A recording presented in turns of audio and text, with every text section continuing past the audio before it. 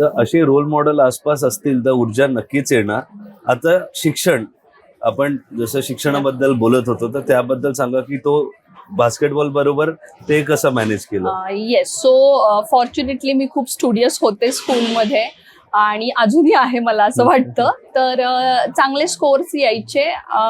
11वी मध्येच मी एक डिसिजन घेतला की जर का आपल्याला स्पोर्ट्समध्ये अजून पुढे जायचं असेल तर आपल्याला साताऱ्यातून बाहेर पडावं लागेल. आणि स्पोर्ट्सच्याच बॅकग्राऊंडमुळे मला खूप चांगल्या कॉलेजेसमध्ये ऍडमिशन्स पण मिळाली त्या काळात. सो SP कॉलेजमध्ये मला स्पोर्ट्स कोटामधून ऍडमिशन मिळालं तेव्हा. So I did my 11th and 12th science background मधून. पण मग तेव्हा असं जाणवलं की आपल्याला खेळायची खूप म्हणजे जास्त हे आहे आणि science is not made for us.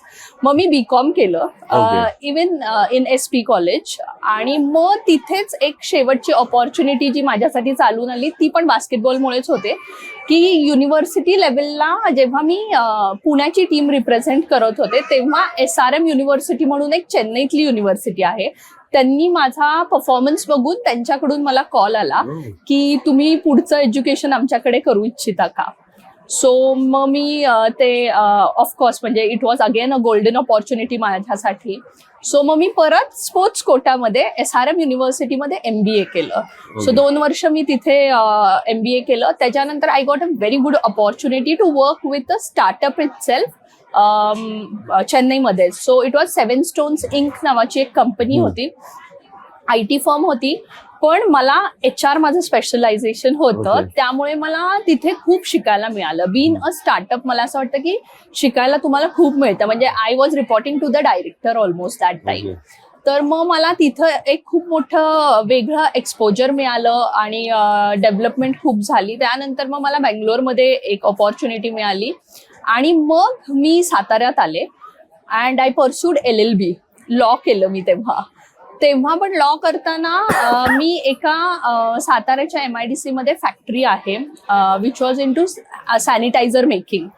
तिथे मी ऍज अ फॅक्टरी मॅनेजर पण काम करत होते. सो बेसिकली मला असं वाटतं की माझा सगळा एक ओव्हरऑल पर्सनॅलिटी जी काही माझी होती ती जी HR मुळे अजून ग्रूम झाली आणि लॉचा एक त्याला खूप काय म्हणतात एक तगडा सपोर्ट मिळाला.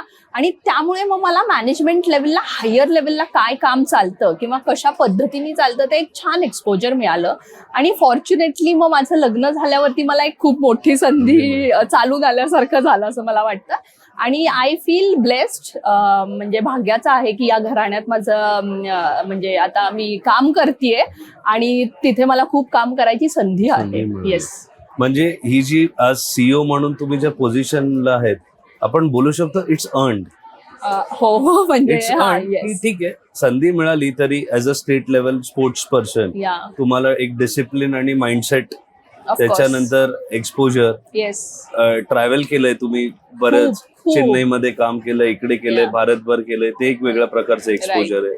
त्यानंतर तुम्ही तो एक सेन्स की अरे मी शिक्षणात चांगली आहे पण मी BCom करते कारण मला हे परस्यू करायचं आहे. इकडून तुम्ही पुढे MBA केलं HR, मग स्टार्टअप म्हटल्यावर शून्यापासून काहीतरी मोठं, कारण तो एक्सपिरियन्स जास्त महत्वाचा असतो.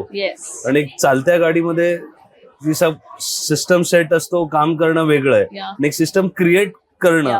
म्हणजे साताऱ्यामध्ये जेव्हा मी आले तेव्हा मला म्हणजे जॉब करायचा असं बिलकुलही ह्याच्यात नव्हतं, कारण का साताऱ्यात तेवढ्या ऑपॉर्च्युनिटीज नव्हत्या किंवा HR हे माहीत पण नव्हतं.